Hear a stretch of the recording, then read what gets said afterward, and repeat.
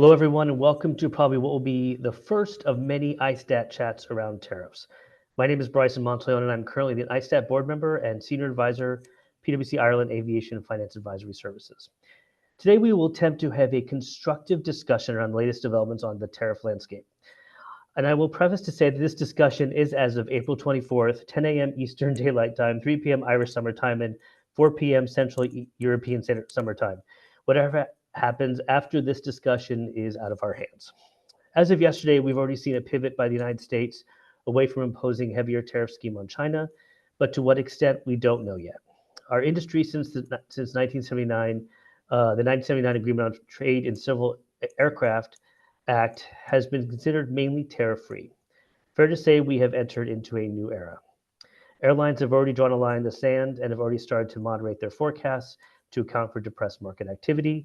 OEMs are already predicting slower second halves while attempting to maintain earning guidance. So before I introduce today's panel, a few housekeeping notes. Given the amount of people we have registered today, which is over 730, I can only imagine the questions we will get. That being said, I'll do my best to get to the questions given the subject matter relevancy and within our time limitations. For any questions, please use the Q&A function for questions and not the chat function. It's also important to note that any content received on this call should not substitute for a formal opinion of professional advice.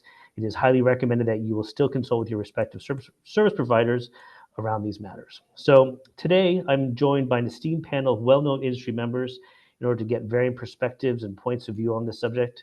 John Laughlin, partner, Global Trade and Customs Practice, colleague of mine at PwC Ireland. Courtney Miller, Visual Approach Analytics. Laura Mueller, Air Finance Global, Darren Holst of Boeing, and Dmitry Kopilov, JetBlue VP Strategic Sourcing and Fleet. So, John, you get the dubious distinction of kind of level setting where we are as of right now. I won't hold you to what's going to happen in the next 10 minutes, but tell us where we are. And then I think from there, we'll let everybody else kind of go around the houses and we'll kind of get some thoughts from an airline perspective, an OEM perspective, and where we're seeing kind of more the macro trends. Super. Thanks, Bryson, and good afternoon, good morning to everybody. Hope everybody's doing well on this Thursday afternoon.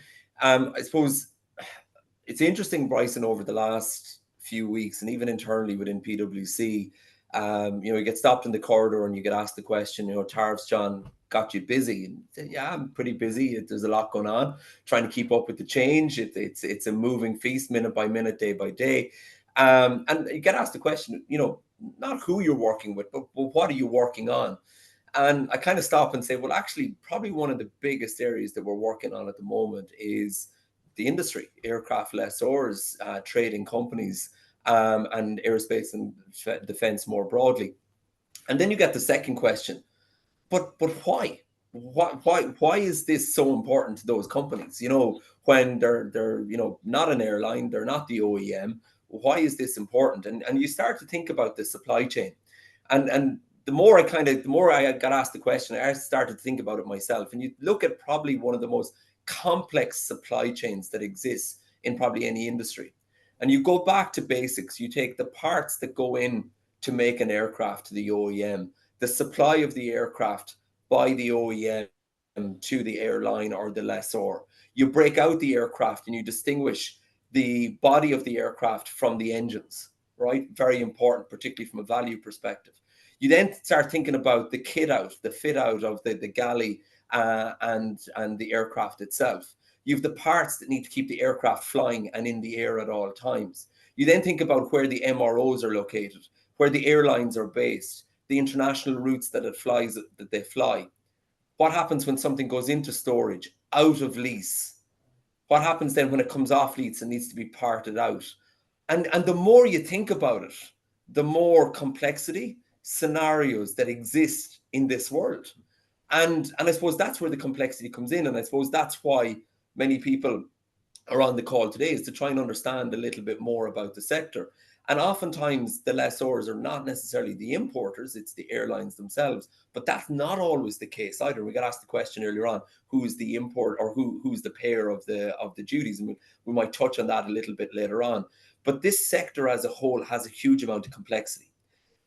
In addition, and you referred to it at the start, the complexity is further borne by decades of not having to worry about duties. Now, it's not to say that this sector as a whole never suffers duties. It does.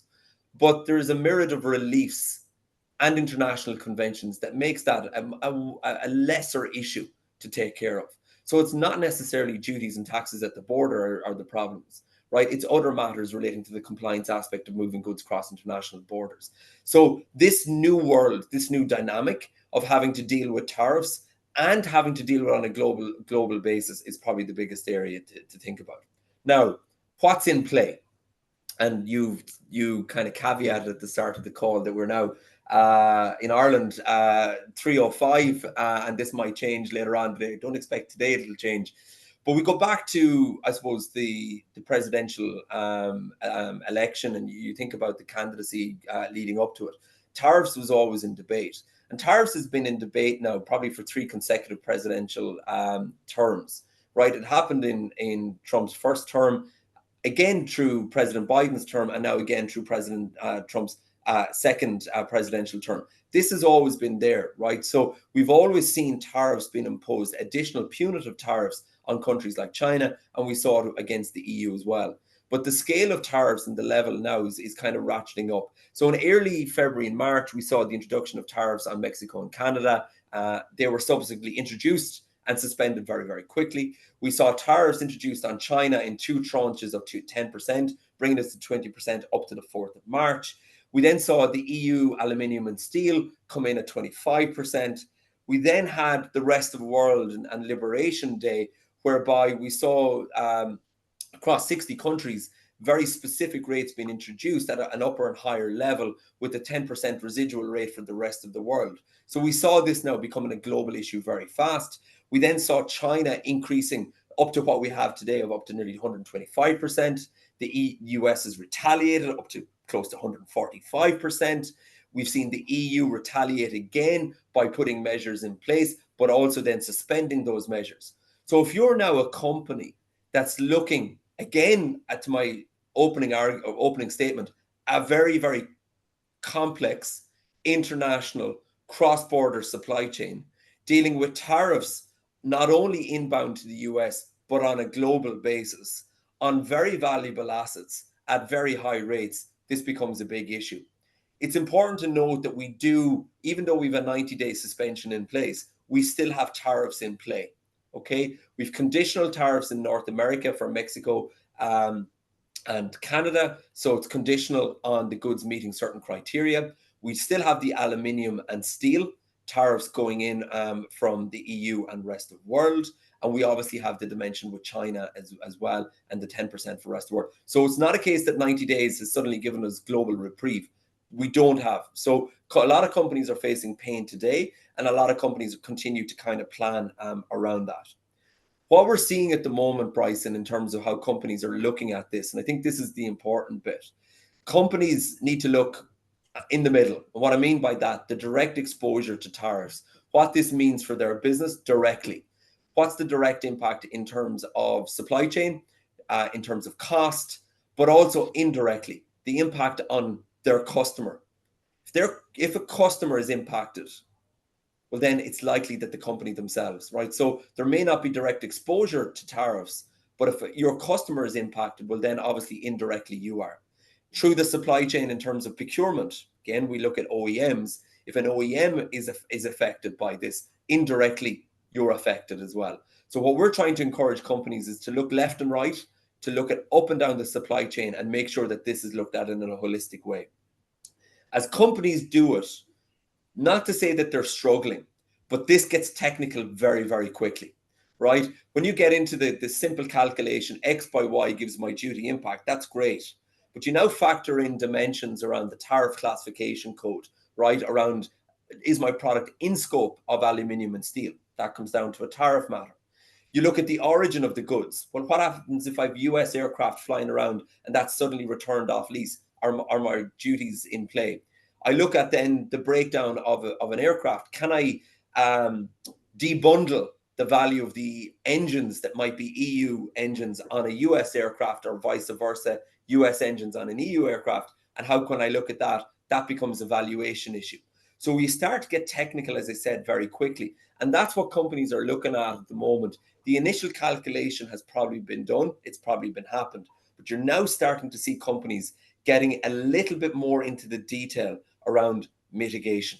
What's available in terms of strategies of mitigation, looking at the tools and disposals that exist within the legislation, making sure the underlying assumptions under which the company has planned for these tariffs are correct, and obviously making sure then that there's full visibility and transparency and knowledge at a board level, at an executive management level, as to what the impact might be. So we're obviously in this period of purgatory, if you want to use that terminology, but suspension on a number of different fronts. We're obviously seeing it in the US, and we're obviously seeing it in the EU at the moment. It shouldn't be the excuse for companies to stop planning. It should be the opportunities for companies to continue that planning. And even where we deal with 10%, we don't know whether that ultimately goes back down to 0, remains at 10, which becomes the benchmark by which we have to operate, or suddenly goes back up depending on the negotiations. But I would encourage companies that are in this moment to use the time wisely. I lived through a Brexit experience not so long ago in Europe. We saw numbers of suspensions and time allowed. In the early days, companies didn't use that time wisely. As time developed and we saw this prolonging, they started to see the value of using that time well and planning more appropriately.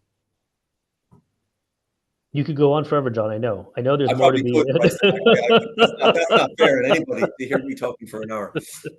No, I think it's definitely a great setup for the conversation, and I think there's a lot of things I want to go back to, especially maybe on the technical side and perhaps the valuation side, which of course is where my specialty personally is. But I think there's a discussion around kind of the technicalities of value versus cost versus betterment, and then also kind of where the data that we have to pull in from. So let's park there. I think Dimitri, you offered to do this, and I think since you are exactly who John's talking about, is there anything you want to step in on right now? And then we're going to go back to Courtney and Laura and Darren. But I think you might have some of your own experience now, kind of giving where things are standing for you guys.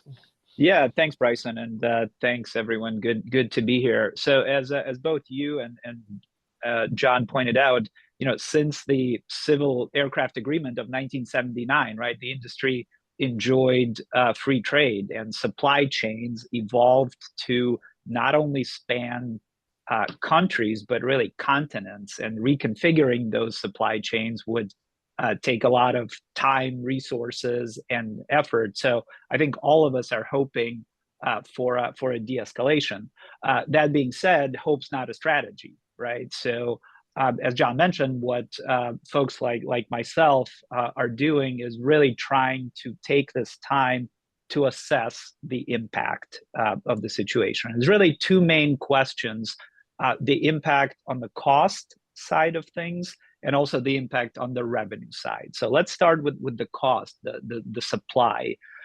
Folks tend to think about the aircraft right away, right? And that makes sense given it's such a material cost input. So what we've been doing is sort of bucketing things, right? So aircraft and engines being the first bucket, maintenance of those things, components, spare parts as being the second bucket, and then literally everything else as being a third bucket. So think things that go on board the aircraft, right? Galley carts, customer supplies, cups, for example, crew uniforms.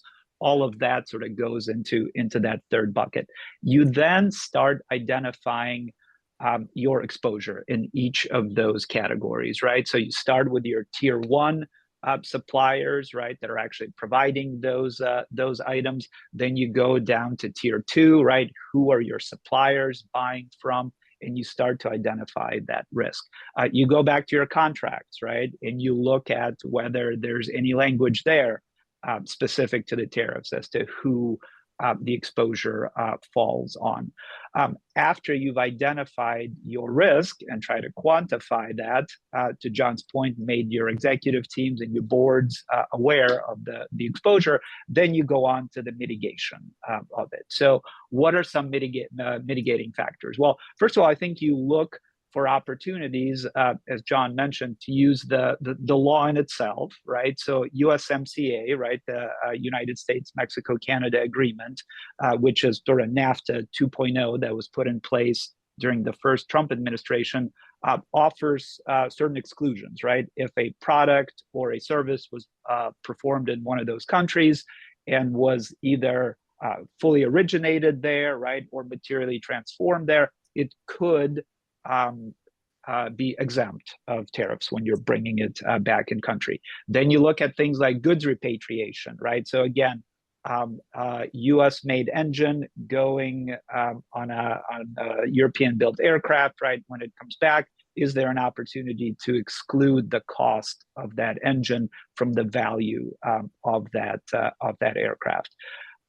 What I think you'll see companies do at this moment is really hold off on any major decisions until the situation shakes out a bit. So, what is a major decision?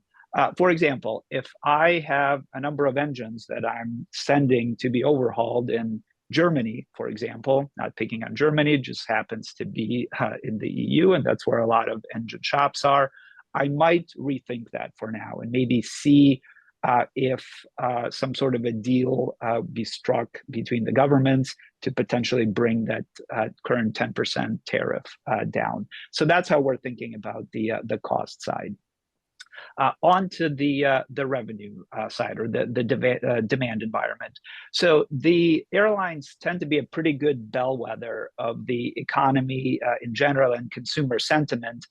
We happen to be right in the middle of airlines earnings season, with a number of our peers reporting, having either just reported or in the middle of reporting Q1 earnings. And what I think you're seeing folks say is that the consumer is a bit skittish, right? So the premium segment seems to be holding relatively well, but the main cabin is seeing some softness. As a result, I think you'll see airlines start to pull down capacity and sort of take a wait and see approach to give the economy and really the consumer some time to maybe get on sure footing and get a little bit more confidence as to what the rest of the year looks like. Right now, I think most economists are sort of right on the fence whether we're entering into a recession or we not. And I think you'll see airlines be reluctant to really add any major capacity or make any major moves until that situation shakes out a bit. Dimitri, I think that is, and I'm going to focus a bit on, and A, thank you. B, major decisions. And Darren, I'm going to go on a ledge here and say airlines are kind of a big deal for Boeing. So is there kind of anything you want to add into maybe taking a layer up from what Dimitri's saying, because you get a great example of kind of how an airline is looking at this, but A, for the major decisions from an OEM perspective, what are you seeing? Yeah, it's like, I think Dimitri kind of hit everything pretty well. I wanted to just kind of start with the demand picture from a global perspective, because if you think about the last few months, uncertainty is the big word. I mean, it's the reason why the markets are so volatile. It's also the reason why we've seen quite a bit of adjustment and or guidance pulling from carriers, especially in the U.S. market. And to me, it starts with the leisure consumer, and in fact, it's when we talk to our customers, the big kind of uncertainty first hits economy domestic passengers, the ones that are the most susceptible to, I think, are most sensitive to either price and or, the cost impact. And so the question for me, and I think the bigger question is, is that contagious? Does that make sense? I mean, does the uncertainty spread to something else? Because I think Dimitri pointed out that the premium cabins and the premium products seem to be holding up, but how long? And I think if people see all of a sudden that their stock portfolio is down by 10, 20%, they may not be quite as confident anymore. And I think that question, if you translate that to the airplane market, to the airline market, it could also be contagious. But bigger picture, from my perspective, the demand exceed supply, or the imbalance between demand and supply has been so significant over the last few years. My calculation, our calculations, is that at least 1,500 aircraft short of what the market actually is needed. It's not impacting day-to-day airline customer discussions where they're like, I don't want the plane. Clearly, you've seen, I guess, some quotes in the last few days that would indicate, if anything, some of our customers are hoping to be opportunistic. But I think the bigger question is, how much impact does this have on demand, both on the passenger and cargo side for this year? And that really depends on how much uncertainty there is and how long that uncertainty lasts. I mean, IATA earlier, I think actually it was in December, projected that there would be about 8% traffic growth year over year in 2025. We do not share that optimism. However, we still think the market will grow. I just think a couple, 3-4 percentage points probably come out, and we'll already see that in IATA's releases, I think, in the coming few months, because of the uncertainty that we've seen in the U.S. market. Probably more so in the U.S. market, but some of these data points, the question is how long and how durable is it? Or is it just people saying, hey, wait, I'm not going to spend my money today, I'm going to save it for tomorrow, because of the uncertainty on how long some of these impacts last. So from my perspective, the biggest thing to say would be, uncertainty in general is the reason for a lot of the angst and some of the dynamics in the market. Cargo is the one that gets hit the fastest because it is more volatile and susceptible to some of these trade swings. And bigger picture, we still have an imbalance in supply and demand, which is probably going to mute the impact in terms of airplane demand. No, I think that, and I want to say anecdotally, between you and Dimitri, like, if anybody was in Newark with me yesterday in the United Polaris Lounge, it was rammed, but I think mainly because everyone's going on Viking River cruises on the high-end premium travelers. So that was complete. I saw red tags everywhere. I'm like, where are you all people going? But that was the front of the cabin, obviously, and to both your point, that demand is still, that latent high premium is still there. Darren, there's some questions coming in. We're going to park those for a second because I think they're a little more technical. But Courtney, I'm going to go to you because you and Darren kind of share a little bit of the forecasting side. You've been out in front of this, and I want to give you a chance to kind of give some extra thoughts. Yeah, so it's all about timing. I think this is a type of question that we haven't really been focusing on, is just how different the aspect of planning is going to be in the timing of what's happening. So I am fortunate enough to have a 23-minute advantage. So I now have all the news of the last 23 minutes, which was not much. So that's good news. But when I look at John, Dimitri, and Darren both did a great job of separating the impact of supply and demand. I think that's really important to do as you're planning for your business, because the impacts are going to be different. On the supply side and how suppliers choose to bring in and deal with the tariffs, I think it's very important to explain right now that even though we're here to say the things that we know, we don't know, right? We don't know how these tariffs are actually going to be put in place. John had talked about MCA. There are some great exemptions. What about American engines that are exported to Toulouse and then come back? Will there be exemptions for that? These are the type of things that haven't been ironed out yet, at least not to the level of when money's going to start changing hands. That means nothing happens, right? So we're in this great period of unknown that we have to appreciate will not always last. Now, the U.S. is in the let me back out as much of this hard talk as I can mode right now in the last couple days. So that's great in our timing in how we're progressing to whatever the long term will be. Those long-term tariffs, that's whatever the long-term situation would be, that will be the impact of the supply chain long term. In the medium or in the short term, nothing's happening. Right? You have Delta Airlines saying, well, I'm not taking an airplane that's going to be involved in a tariff. What happens to that aircraft? Well, it sits. And it doesn't sit because of the cost. It sits because nobody actually knows what happens if it moves. Right? So that's that very near-term impact on supply. Long-term, I'll echo exactly what Darren said. We're 3,000 airplanes short going into this. the impact to supply has only been negative. The impact to demand has also been negative. If the debate is whether or not one is hitting the other harder, well, we're still 3,000 short, right? In that range. So for the questions that I get from the supplier community say, whoa, I heard the airlines are a little unhappy with their economy bookings. We're gonna consider slowing production. Whoa, wait. I mean, look, dealing with tariffs and moving stuff out is one thing, but the idea that suddenly airplanes aren't needed, that is a purely different situation. On the demand side, same type of thing. We're in different, the timing really matters. In the near term, this is all unknown. I think what's most important though, the near term, we're seeing the markets move, we're seeing the news, we're seeing this level of uncertainty. This is not a black swan event.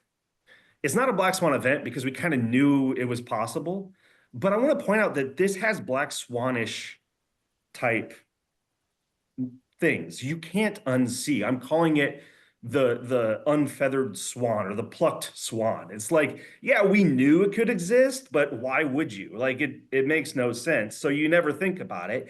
And yet you can't unsee it.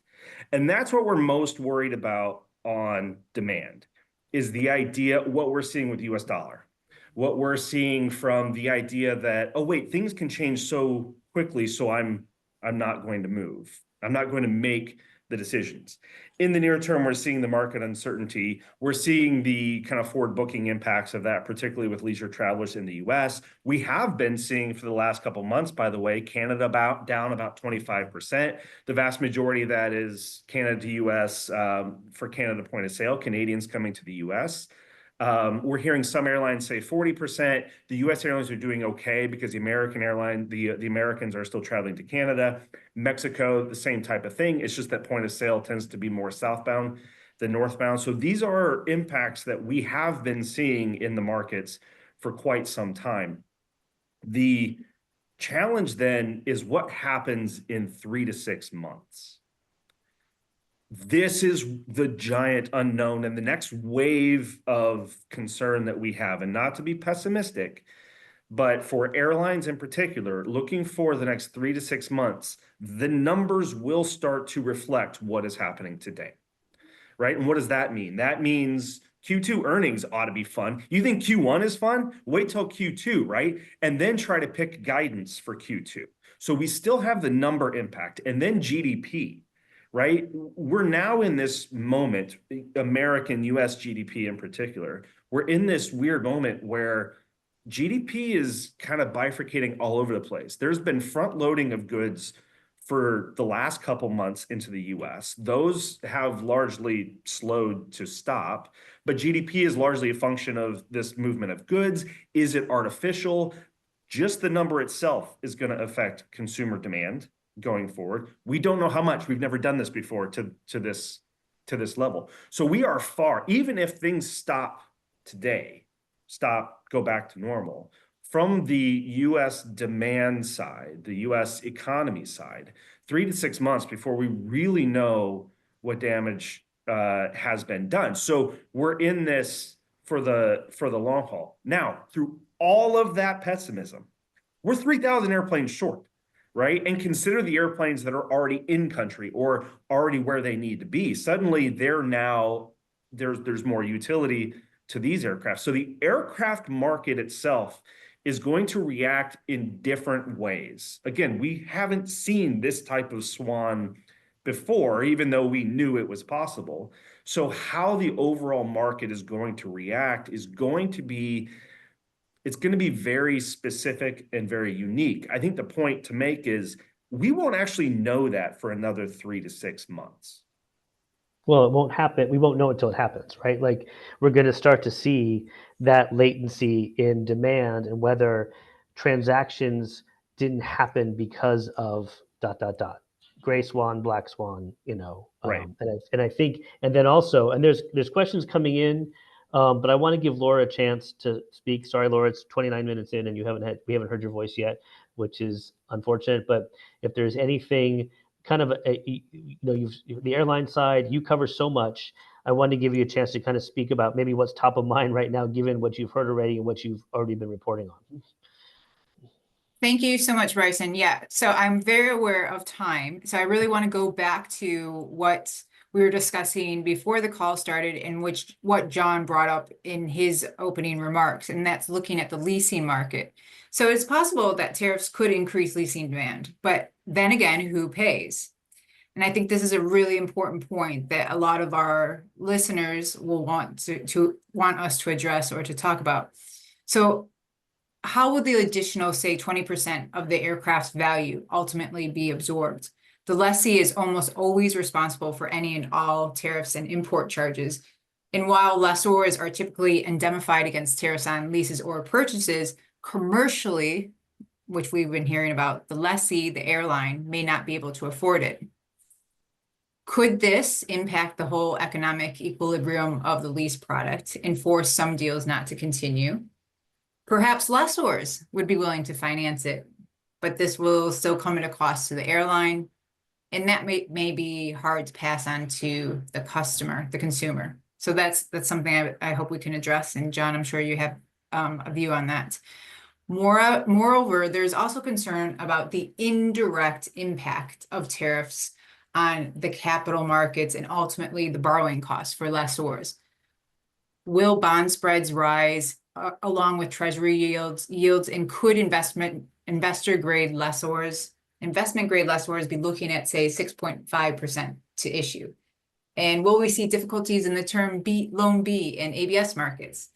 And how would these dynamics impact the most financially sound lessors' abilities to pay higher asset prices? Layer that against a backdrop, which we've been hearing about, of slowing travel demand, where airlines can't potentially absorb higher rentals.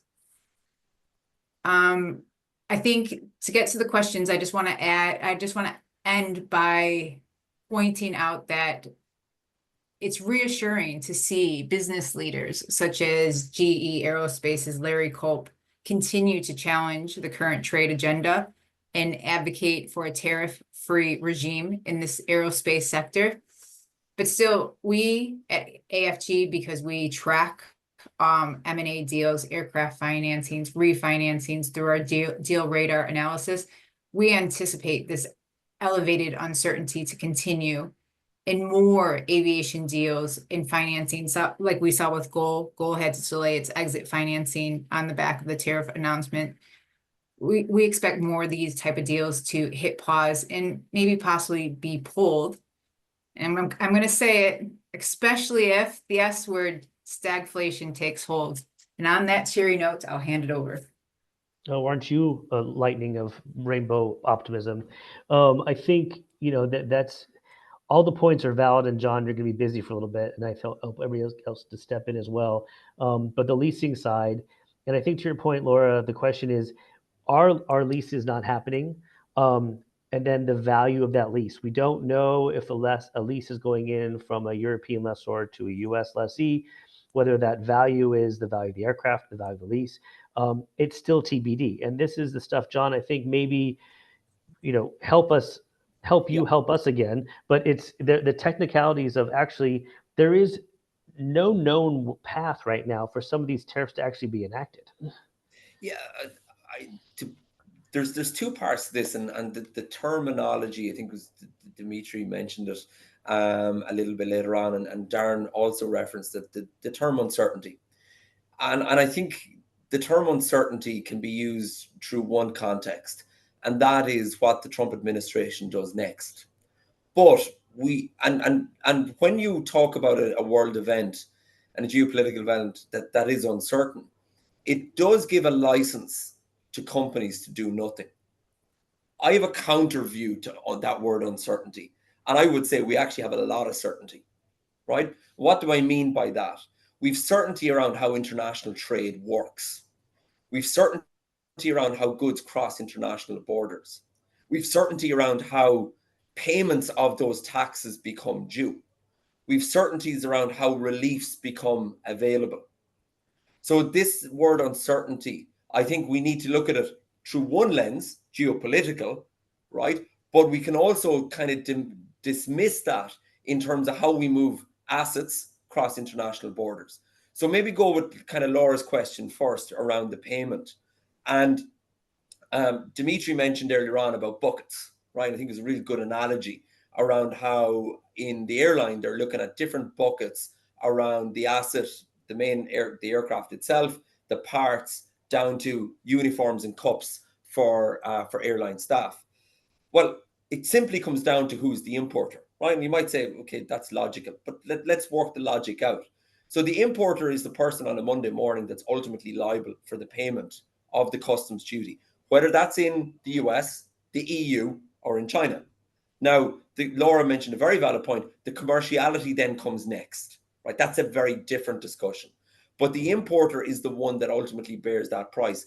And if we look at it through a typical supply chain, the importer of the various components and aspects to do with an aircraft are not always the same. The lessor, the lessee, the MRO, the OEM all take different roles and responsibilities throughout that supply chain. So do you end up with a compounded cost, potentially, but do you also then have the opportunity to look at reliefs? And the simple answer is you do, right? Courtney, you mentioned it earlier on, the debundling of the body of the aircraft from the engines. That's something that's been around for a long time, right? We've looked at that previously, but now it becomes more relevant because we have a higher rated duty to look at. So what I would say to companies is, let's not get caught up with the uncertainty bit when it comes to the technicalities.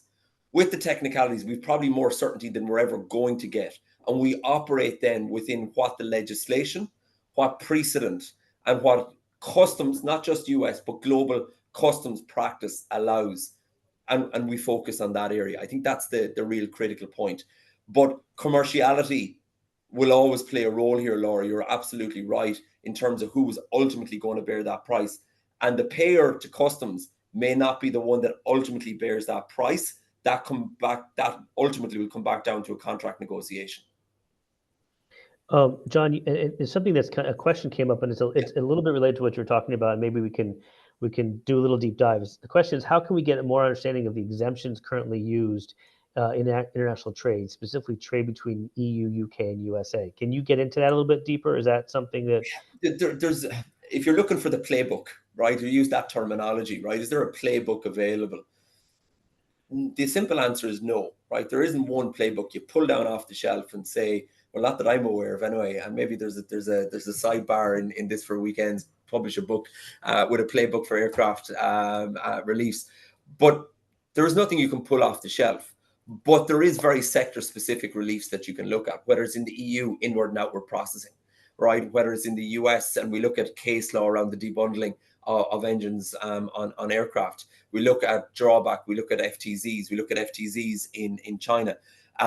We look at the reliefs that have always revolved around VAT, so the zero rate exemption for VAT in Europe. So those reliefs are there, but to pull it down in one chapter and say, here I go, I'm going to pick out what's going to work for me, that doesn't exist, because it is very fact pattern specific, very company specific, and very product specific. So the reliefs that you might use for parts will be very different to what you'd use for the aircrafts themselves. But the critical message there is, for your sector, very different to other sectors, there is certainly something to look at. Now, it doesn't necessarily always eliminate, but it certainly has the opportunity to mitigate. And I think that's the critical bit. So there is certainly something to look at if companies haven't already kind of started to look into this in a bit more detail. Is there anything specific around what a EU lessor can have access to regarding this? Is that on the tariff side? Is that available, or is that is there access for EU lessor, I guess? No, I don't think there's a distinction, Bryson. I think the distinction comes down to, again, the activities, the product, and obviously then the rate that's imposed on an EU lessor versus, let's say, a Swiss lessor, right? And that might be a very bad example, or a Singaporean lessor, or whatever it might be, because the rates they're not at the moment different, they're all 10%. But obviously prior to, on Liberation Day, there was a duty differential between some of those jurisdictions. So, but the reliefs shouldn't be distinctive from one country to the other. They should be available to all. So we don't just kind of look, have a subsection of reliefs available for EU lessors versus international lessors. Okay, no, that's a fair point. I think this is why what we're doing is timely, because people are just they're struggling because there's just the end zone has been flooded on this. And customs and trade is a complicated area, right. and companies haven't had to go into this detail in a lot of time. And some of the questions that we're getting at the moment, we've never had to consider before. And you're putting on your thinking cap and going, right, how does this work, and how can we apply that piece of legislation that wasn't designed for this purpose but could be used? Does that give us the answer, and is it within the spirit of the law? So we kind of, you're reinventing, or you're not reinventing, you're inventing this as you go through and applying it to different circumstances. Yeah, no, and this is what's interesting, because there's more questions for John, so I'm going to give you a break, but I'm going to open up to everybody else, because in a discussion I had yesterday about this, there were similarities between this and perhaps Russia and what was going to happen, and the fact that airlines might not do maintenance. There might be more fraud, perhaps, on the maintenance cards, on the USM. Darren, I don't know if you can talk about this enough, from your level. If you can't, by all means, I'll give you a pass. But if from an OEM perspective, kind of as to what could trickle down, given the same thing we had with Russia, is that stuff you're seeing any of that stuff, or am I walking into no man's land on this? Yeah, from my expertise, that's kind of out, because I don't mean to sort of pass it off, but that is, once the airplane's delivered, obviously we have a massive services organization, but I don't have that level of expertise into kind of how those tasks may or may not be affected by this. I bet somebody else on the panel probably could answer that a little bit better. Anybody else want to take a shot? I mean, it's a little bit of it's far-fetched, but I think we have learnings from Russia, and maybe this is not the direct forum to talk about it, but there are things not being done because the expense of tariffs might be preventing that action. But I'll park that for now. Let's see. Bryson, just one quick comment on that. There's a very lucrative career for somebody in smuggling going forward. There's a lot of things going on, Courtney, right now that we. Yeah, well, I mean, if you look at Russia, if you use Russia as example, which is very different, right? I mean, just the movement of goods around, not legal, not recommended. Yeah. Don't do it. But like this is something that now the industry is going to have to consider in the compliance associated with ensuring that you're not doing that, right? Well, and that is, and that's going to come out in the wash, right? We're going to look at this and see, these things happen because of the prevailing circumstances. Courtney, are you seeing any kind of activity on ACMI? We got a question here. Said ACMI rates in Europe far lower than last year, and the placement of pace of placements appears slower. Many aircraft looking for a home. Is that something you've seen? Is that? Yes, and anecdotally, but I would also kind of caution that ACMI is not the aircraft market, right? They're very different, very short term. Think of any differences you're seeing in ACMI as people less certain about this summer, as opposed to a 20 to 30 year asset, right? So I would look at that very differently, but also consider as well that ACMI last summer was nuts. Right. So the level of which we're coming off of, particularly in Europe, is an insane level. Reset kind of where your expectations are back to the midpoint. That being said, though, right? I mean, I certainly would not call it a canary. I would say that airlines are reconsidering their short-term plans, but that's not news either, right? I mean, we're hearing that on guidance calls, either no guidance or like United, which says, well, all the guidance could be, right? So I read those as basically identical. This is an uncertainty of passenger demand going forward based off a really high level last year. Well, and I guess last year, was here we go again, right? We did this before COVID. We kind of compared everything to 2019 as this massive big year, but that was an exceptional year, and the hurdle was very high. Now we're doing the same thing again and saying, hey, but where is our normal bar that we could say, hey, this is still pretty good, without going to the super, super exceptionalism. I get the question on years that we should compare to often. It's always 2019. I think we can finally say that it's probably 2024 now. What does that tell us about 25? Right. Well, exactly. And then here we go again. Yeah. Do you talk about ACMI rates though? I mean, ACMI is always kind of the spill capacity, right? So to me, it would indicate that the market's managing itself a little bit better than it did last year. The question from my perspective would be the cargo ACMI. Yeah. You know, that to me would be more volatile. What we've heard was that like maybe last month before the tariffs hit, we saw astronomical rates as pre-stocking, you know, happened before the tariffs. And I wouldn't be surprised if we saw the opposite happen kind of in the coming weeks. Well, and Darren, you brought up a good point, because I was just about to ask a question. This is maybe one step after that, which is, what is the panel view impact on freight operators? I'm hearing a long haul cargo flights already dropping, while short haul within a trading block remains steady and may even grow. Namely, as walls go up when trading zones reduce in size, but inter-trading between zones is where the impact is going to be the strongest. And that's, I think, does that kind of relate to what, you know, on that level? Yeah, I mean, from my perspective, I think the one fact of cargo is it's just more volatile. You know, passenger, we talk about uncertainty in demand, we might move a couple percentage points. Cargo could move, you know, 2, 3, 4 times that. But at the end of the day, the good thing about air cargo, or at least freighters, is that they're redeployable. You know, you don't have to lay new train tracks or you know, deal with new shipping lanes. And so I think bigger picture, you'll see more impact on the longer haul markets, but specifically on the transpac, because that's where really the sensitivity is now. We're not seeing any impact on, you know, Europe to Asia or vice versa. So you get the Euros and the Middle Eastern or the transit carriers probably aren't going to see as much of an impact in the near term. And to the, I guess the question, some of the regional stuff, I mean, to the extent that they're not impacted by these global tariff issues, probably should see relatively limited impact as well. Yeah. John, back to you. There's giving the other guys a break now, and you know, I think obviously, let's talk about scenarios.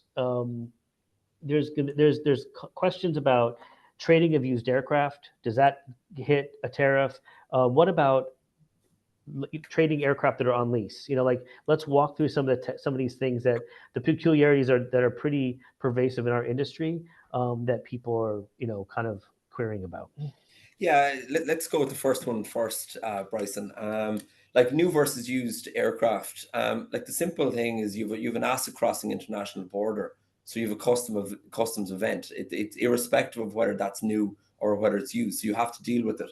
I suppose the opportunity there is how you value that asset is really where the opportunity comes. So in our customs world, we have a chronological order of valuation rules that goes from the transactional value of goods, which is ultimately the sales price, or where you don't have a sales, you go chronologically through 5 other valuation methodologies. And you can't use arbitrary or fictitious values. You can't use a sales price if one doesn't exist. But what it does allow you to do there, where you've new versus used, is probably look a little bit closer at the valuation, not necessarily going back to the original manufactured purchase price, but down to a depreciated value. Now, certain countries would allow you to look at more leased valuations, right? Not every country. So that's where caveat here, and a very strong caveat. A small number of countries allow you to look at lease valuations, some on a full value of lease, or others on a kind of a more pay-as-you-go type lease methodology. So there's different methodologies and different ways of valuing your product. But I think the big distinction here is 2 points on new versus used. 1, there continues to be a customs event. 2, a lot of the reliefs that I talked about previously still in play, right? So they're still in the playbook. And thirdly, the valuation is probably the one to pay closer attention to and see, can you get to a valuation that's correct, but also obviously a lot less than the original purchase price. I think the second question, Bryson, was trading aircraft on lease. Yeah, like again, I suppose when aircraft are on lease, right, and they're moving, you know, they're moving from airport to airport, right? So they've been declared and released, as we call it in Europe, into free circulation. So they're in commerce in a particular jurisdiction. when you look to redeploy that aircraft, or whether they come off lease and are being redeployed on a new lease with another airline, well, then obviously the event is the goods crossing a border, right? If we always kind of remember that, whether it's a part, an aircraft, an engine, or whatever, when you have an asset crossing an international border, that's the event that should trigger the consideration. And when we trigger the consideration, then we look at the tariff classification, which determines the duty rate. We look at the origin of the aircraft or parts, and we look at the valuation. That gives us the headline impact. And then from there, then you get into, depending on the jurisdiction and the fact pattern, what reliefs are available to either mitigate or eliminate the duty in that supply chain. And that's how we get into that kind of, let's call it decision tree, in terms of how we kind of cascade it down. Yeah, no, and I think, and to any appraisers online, sharpen your pencils, ladies and gentlemen, because the valuation thesis is going to get very finite going forward. And John, there's a big point here that everybody on this call, when the hair on their neck will go up when it talks about actually transparency from OEM to airline and the actual price that went with that. And Darren, I'm sure, would all of a sudden turn his camera off and run away, but it would be the fact that we are looking at that magic number will never see the light of day, or at least put into public record when it comes to a tariff, should that have to be a valuation, part of the valuation construct. Yeah, because look, thinking about that, Bryson, right? There's two aspects to that. One, no, like this information doesn't get into the public domain, right? You're a taxpayer, right? So it's not something that can ultimately gets released. It is disclosable to the customs authorities, which is ultimately to the government. But there isn't a database by which you can go in. You can get your own data, or you can get your own customs data, right? That's nothing restricting. But I can't go in and get Dimitri's JetBlue data unless he gives me power of attorney to do so. So that information isn't necessarily always available all in the public domain. However, the transparency bit, are we worried? I suppose is the question here. Are we worried about the lessor and the lessee having transparency over each other's valuations in terms of, an asset bought from an OEM and then not necessarily been disclosed, and that's just going lease values or purchase price?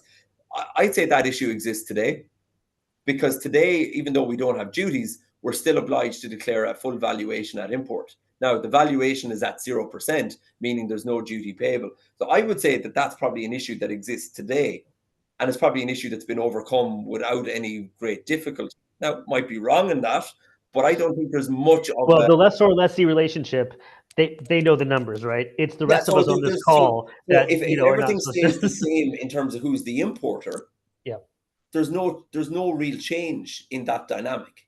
So right. that transparency is still there, or that risk of transparency is still there, because we're not suggesting changing who the importer might be. So if it continues to be the same, well, then it's business as usual on that front. A whole lot of other stuff is changing, but on that front, it's probably okay. Yeah, I mean, these are the things, to your point, things exist already, and maybe that mechanism is there, but now it might become more public, or at least more. And Bryson, the person asking that question may not be as familiar with how customs and the declaration process might work, and is coming to this a little bit new and saying, right, what's the impact for my business? And I'm worried about transparency, but actually we've been doing this all along. Transparency has never been an issue. So sometimes it's just a journey that some people need to come on to, I suppose, understand how this works on a day-to-day basis. Yeah, well, and as you know, our industry is anything but transparent. So that is So another question, a little bit that shifts, and Dimitri, maybe you can step in on this. Maybe if it's in your purview, obviously, Courtney, Darren, Laura, how will this impact the end-of-life asset strategy and accelerate the transition of older aircraft toward teardown? Any thoughts on that? Yeah. Thanks, Bryson. I think a lot of us have been thinking about this. I think it's not, there's no simple answer here, right? Because there are puts and takes. So logically, right, one could say, well, if an airline already has an asset, right, it's stateside, it makes sense to hang on to it, right? Given the current environment where new deliveries could potentially be subject to a tariff. That being said, that older asset needs care and feeding, right? You might need to retrofit it, right? A lot of BFE comes from abroad. you might need to shop the engines. As I mentioned before, there's a lot of engine shops in Germany, right? So given the current soft demand environment, that hurdle rate, right, the return on that investment of, say, buying an aircraft off lease and investing substantive monies to sort of, retrofit it and keep it going, that rate of return needs to be relatively high, right? You need to be certain that after you spend all this money, keeping it going, you will in fact get a return on investment. So again, I do think, even just based on a couple of airlines that just reported earnings, right, saying, hey, we're actually accelerating the retirement of some of our older assets.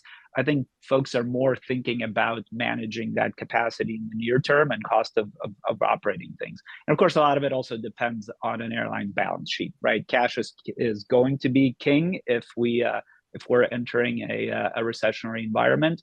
So I do think folks are going to be more reluctant to throw large amounts of cash into retrofitting older aircraft to keep them going.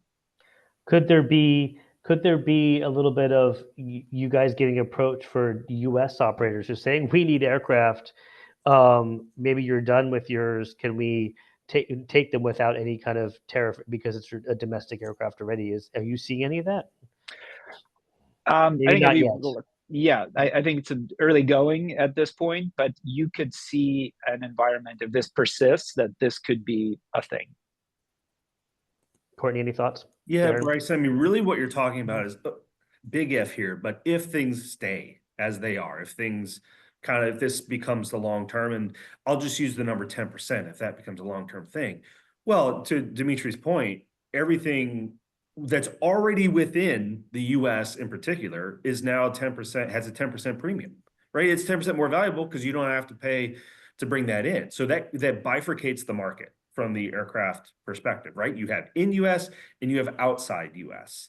I found it very interesting, and it seemed a little odd that Airbus seemed to jump the gun saying they were increasing capacity of the Mobile plant, not because why would they increase capacity? But it seems like a good negotiating tactic.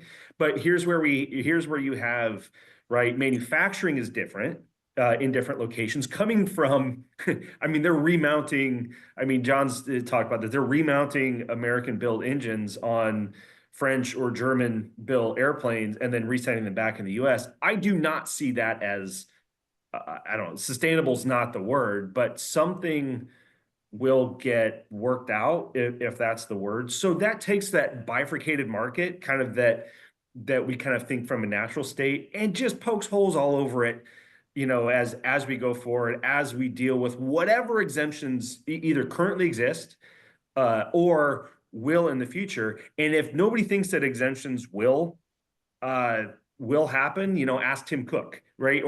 And by the way, and I think this is the one call to action for aviation, whatever lobbying effort, and I'm way out of my realm of expertise here, but whatever lobby efforts have been successful for other industries in finding those exemptions, aviation needs to be at the front of that, right? We need to be advocating for the global industry for whatever exemptions and just ways to mitigate the impact of aviation, if for no other reason than if we're not, other industries are. Well, and from OEM perspective, Airbus still has to pay tariffs on stuff that's coming into Mobile, and there's also engines made in Canada that are now so there's still things happening here. I'm going to switch gears. We're at the top of the hour. Hope you guys have an extra couple of minutes. I'll let this go forward. There's a lot of questions, and I'm just going to put this question out. China, because it covers everything. John, we've got free trade zones. We've got movement of aircraft out of China, not going into China, staying within China. I'm going to try to answer these all at the same time, or at least have you guys answer them all at the same time. But John, start with the free trade zones if you can, and then to the extent other panelists can opine on the other stuff, I welcome that. Yeah, I suppose again, it's very fact pattern specific, Bryson, in terms of what's going on within the free trade zone. Do you have is the airport in the free trade zone? Is it an MRO, or are you looking at manufacturing? Are you looking at whatever it might be? the activities are different. Also within China, each free trade zone operates slightly differently, so there isn't a uniform approach. And obviously you've got very much regional and city-based FTZs that kind of kick in here as well. So the only thing I'd say about China is different. You need to be careful. The rules are not as uniform as they are as in terms of how we deal with Europe and how we deal with the US. And you do need to look at it on a location by location and very much fact pattern by fact pattern basis. So the valuation treatment in China is very different in terms of how we look at it in the US and the EU. But obviously the activities that go on in terms of whether that aircraft is coming in for MRO, tear down and repair, or whether it's coming in for full domestic service in that economy is obviously going to be different as well. So I think it needs to be very fact pattern specific, and I think you need to tread carefully in terms of what's going on, and particularly because the scrutiny is there now, right? And it's a sector that has been scrutinized and commented on a lot in the media and by the government over the last few weeks. And you're looking at tariffs of 125. You know, we talk about, Courtney mentioned a moment ago, 10%. If we say 10% is the base rate into the US into the future, we're now looking at 125% as being the rate. Now, we don't think that will stay at that rate forever, but it's going to stay at a pretty high rate, I would imagine, for the foreseeable future. You know, you need to be very, very careful in the steps that you take. A misstep here now has an impact 2 or 3 years down the line when there's an assessment for underpaid duties and taxes on a very, very high and expensive asset. So that's the warning there, is treading very, very carefully and moving very slowly on how you deal with China as a country now and into the future. Courtney, Darren, can you say anything? I mean, I guess I will. I mean, I echo what John said. I mean, there's a lot of big stakes, but to Courtney's point about the advocacy and the lobbying, or whatever word you want to use, the one thing that we have going in our favor, and I think Larry Culp mentioned it directly, and I'm pretty sure Kelly yesterday in our earnings call mentioned as well, the aviation industry is one of the only industries in the US that runs a surplus on a trade standpoint, 75 billion a year, and that was a bad year, you know. And so if there's a way for us to kind of get through this with China or anywhere else, you know, there's hopefully some opportunity, because it is such a way to link and connect and sort of manage some of these challenges that are showing up. And so, you know, in the near term, you know, big numbers, obviously nobody's going to take a plane, or there's a huge challenge to take a plane if you're going to double the price, and that will never happen because it's such a thin margin business. But long term, I think there's ways that this can get worked out. The question is, how long does this uncertainty last? You know, so, you know, and our near term is the airplanes that we have built and ready to go for China. You know, we've been through this rodeo before, and the challenge is, you know, it's not like you can just snap your fingers, reconfigure, and redeploy. But the lucky thing for us, I guess, or unlucky, is going through the max grounding and through the pandemic, we at least have a little bit of a playbook so we can adapt. But, you know, the best solution is not having tariffs and being able to deliver it to the customers that ordered and want the aircraft. And I think this is a good time to mention and point out a significant shift in the uncertainty that happened this week. The owner of the initiative has switched from the United States to China.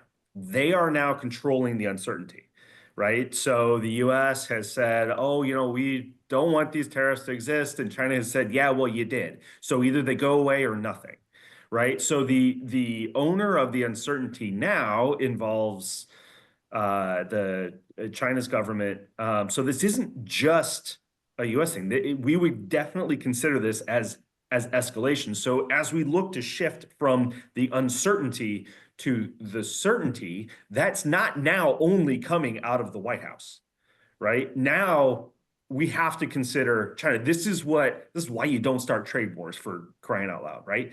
Because you lose control of your own war, and now when you're trying to back out of it, you don't have control over it. What that means for us is a prolongation of that uncertainty period. I guess maybe my question, maybe John, you'd be the best position to answer this, but what should we be looking for to kind of signal to ourselves that, okay, we're through the uncertain period, and now we need to start maybe financial planning for whatever tariffs. What should we be looking for?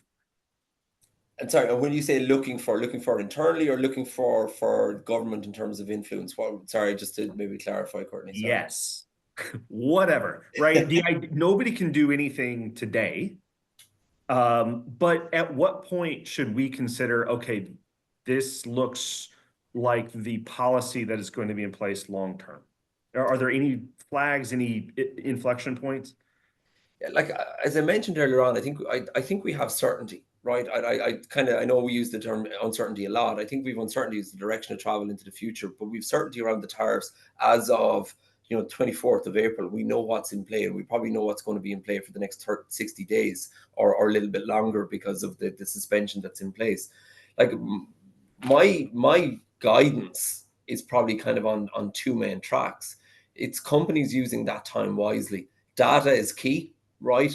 Looking up and down the supply chain is important because the impact isn't just financial here and now. It is obviously more commercial in terms of impact for suppliers being in play, and the impact for them and obviously the customers. So I think companies need to be looking for, mapping the supply chain, right, into, use Dimitri's terms, the buckets. You take the buckets and you assess the impact. From the impact, you assess the mitigation, and then suddenly you're left with a number, right? And that number then becomes the number that you're working on.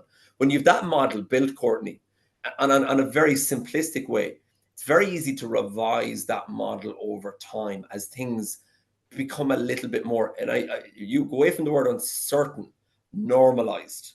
So as things normalize, and if 10% becomes the rate that is normal in the sector, or if we move and cascade to zero, at least there's a model built that you're allowed to flex, right? And even as you go into a deal or a transaction or some type of maintenance contract or whatever it might be, you can flex that model to get that bottom line number of impact. And I think that's what companies, if they haven't already done so, is take that tiered decision tree approach to get to that number. Okay, now that's it from a tariff. Outside of that, there's 100 different things companies. There's commercial discussions and negotiations that need to go on with suppliers and customers. If they haven't already happened, they need to be happening to understand impact. You do have that, whether we use lobbying or influencing as the terminology that we do, but you're dealing with an administration that, I suppose, hasn't recognized the importance of the sector. It also hasn't recognized the importance of other sectors like pharmaceuticals, right? So you're not alone and unique in that. But there is a point that Darren mentioned. You should be looking to what did work. What worked for big tech? Okay, what worked? What worked for semiconductors? How did that influence take place? What were the arguments that were being made?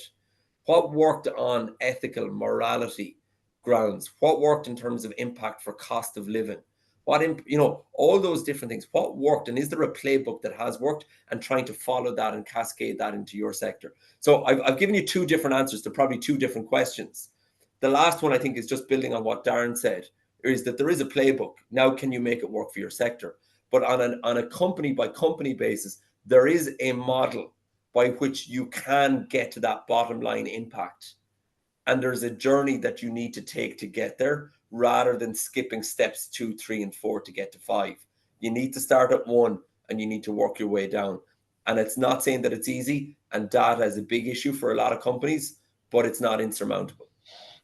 Yeah, no, I think that's, John, and that was one of the points I think kind of talked about in the beginning, is just you can't skip the steps. The data is critical to this, following the process. And we're over an hour. I still have 32 questions to ask, so I'm going to go through them methodically, excruciating detail. I think we need to come back for a sequel, do we? Yeah, I know. I think there's a lot here, and to everybody who's asked questions, they're fantastic. I will say there are some that have some sensitivity around them we can't address this time. I will say some that are very technical and specific. We appreciate that, but we can't go through. John will be on this call for 5 hours, I think, giving advice, and we'll probably have to call it at that. But John, I'm going to start with you, because you're going where I want to go, which is, we've heard all this. This is a challenging time for us. It's new. It shouldn't be here. We obviously are in a new phase, but for every crisis should be an opportunity. What let's end with that for you, kind of like what opportunities are here to go forward with. Yeah, like you're looking, and I think that's important. I'm a great person bringing bad news, and sometimes with solutions, but often bad news first. Solutions follow later, but there does come opportunity. It's the one thing we are saying to our clients, and I think if you understand that end impact, but you understand the market and where you are versus your competitors, I think it does give you an opportunity to look for some element of a competitive advantage here, right? And everybody will be looking at that, and everybody will have its own unique circumstances. But I think there is opportunity there, but I think it's very unique. But companies, you can't understand the opportunity until you understand the impact. And you actually have to understand where your suppliers, your customers are, and also where your competition is as well. And to do that analysis is complex, and there's a lot of information there. But I do think as a sector as a whole, you've been through a lot, right? You know, let's take Brexit, not a huge impact, but let's take COVID. This is a very resilient sector, okay? It's a sector that looks for solutions, often works together, right? But comes out the better side of this. And I'd be very confident that that happens again. And I think we are at the beginning, right? We're not certainly near the end. I think we're at the beginning, but I think the journey that we head on over the next while, I think this sector will come out with more resilience at the end of it. And I think it will find those opportunities to kind of be stronger into the future. Yep, no, I couldn't agree more. Laura, welcome back. I know you had some technical issues, and we lost Dimitri from another obligation. But Laura, do you want to just step in and say some final comments? If you're on mute. Yeah, sorry about that. So I don't know where I ended up, but here I am back at the right place. I mean, some of the things that have been flagged, and this was said at the past ISTAT event, and this has been said on some of the investor calls too, is, you know, some of the opportunities, again, speaking for the leasing sector, is maybe some of the PE-backed investments in platforms. There will be opportunities because maybe some of those, some of that money evaporates. And so obviously lessors are looking for lift, they're looking for capacity, and if there are private equity that is looking to exit, you know, that's great for a lot of the lessors in the space that have the opportunity to consolidate and expand. I think there's also been talk about, you know, opportunities that come up for some of the best placed lessors in terms of their borrowing costs with pop-up aircraft and the ability to step in when an airline doesn't want to take an aircraft. We saw this during COVID. AirAsia is probably the most memorable pop-up situation that happened during COVID. It was 6 A320s that became available, and we saw several of those. So, you know, for lessors in particular, there is a lot of opportunity if, you know, depending on borrowing costs, and you know, also a lot needs to happen the demand side, but for sure there's opportunity, and a lot of lessors have been waiting to expand and to add capacity. Yep, agreed. Darren, any thoughts? I would say that I think we could have just had John give the whole hour plus, because I think he gave a really good perspective. You know, this is a resilient industry. Obviously, you need to be very careful about some of the near-term challenges, but don't do so at the peril or the cost of the future, because this industry is proven and in some cases surprised everybody in terms of its resilience. So, you know, make those short-term decisions, but do that with a long-term perspective in mind. Yep, and I think that's critical to this, because this will survive tariffs, it'll survive everything, and that long-term view is kind of where we have to approach it. Courtney, final thoughts? This is not COVID. We all know that, but still the numbers that I hear from investors are, well, traffic could be down 95%. No, not unless somebody sneezes in China, which hasn't happened yet, knock on wood. But that being said, we are a 9/11 worth of capacity still short in this market. By that, what I mean is it would require a downturn the size of 9/11 for us to get back to equilibrium in the aircraft supply versus demand market.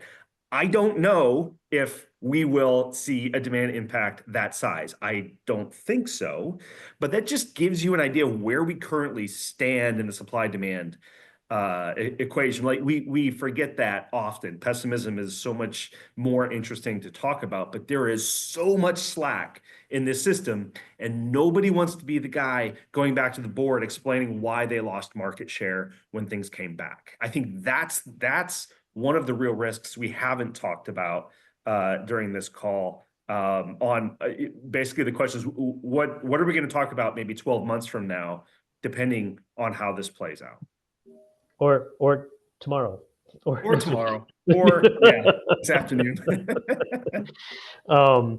Thank you all. Appreciate the time and effort. This is not a light topic, and it can get very deep. And the expertise here is awesome, and the perspectives are immense. So yeah, there'll probably be a Tariff 2 chat at some point, probably because we have still all these questions. And again, to all those asked questions, great questions. Sorry we can't answer them all. We'd be here forever. And John has to go home to his kids. So at some point, because he'd have to take the burden of them. But thank you all again. Again, this is going to be around on YouTube on ISTAT Online, and appreciate your attendance, and we'll see you all again soon. Many Thanks, thanks. guys. Great to meet you. Thanks all. Take care. Have a good day. Bye-bye. Bye-bye.